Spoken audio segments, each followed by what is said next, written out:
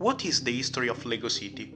As someone will know, Lego were born by Ole Kirk Christiansen on August 10, 1932, in Denmark. But at that time, the Lego still did not have the classical shape that we know today. Many of you ask who supported Lego City during the Second World War. The real answer is with nobody, because they had not yet declared independence from Denmark. So, I think that Lego during war followed the Danish history. However, Ole, before creating real sentient beings from Lego, decided that first of all it was necessary to create a city, with services necessary to entertain the first generation of minifigures. All of this beginning in 1949, with the creation of the first brick. After that, in 1955, was ready the first Lego town. But unfortunately, Ole died in 1958, and his powers and his dreams were transferred to his son, Godfred, which the minifigures today recognize as the god.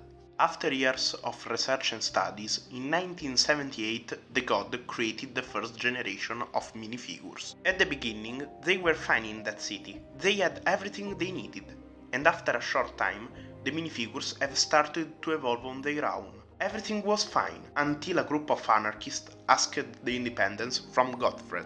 We don't know why, but he accepted, and gave to the minifigures the management of an area of 35 acres, with the name of Legoland, created specifically for them, a few years earlier. Godfred probably thought about a similar request when he built Legoland. But Godfred, from omniscient God, who was able to manage, command and bring justice to everyone, he left, without anyone in command, in Lego City. This, as we can imagine, leads to a serious crisis inside Lego City.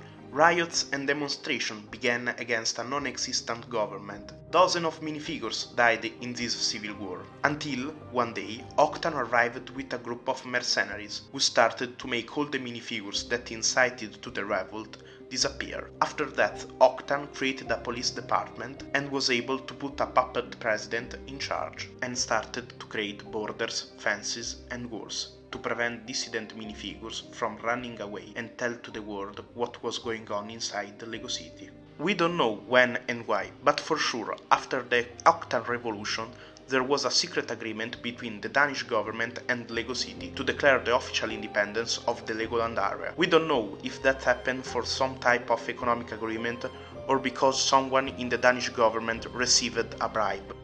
And after that, with a secret meeting, the president of Lego City went with a Danish delegation to the United Nations to declare the Lego City independence to the world. There were several reactions to this strange request.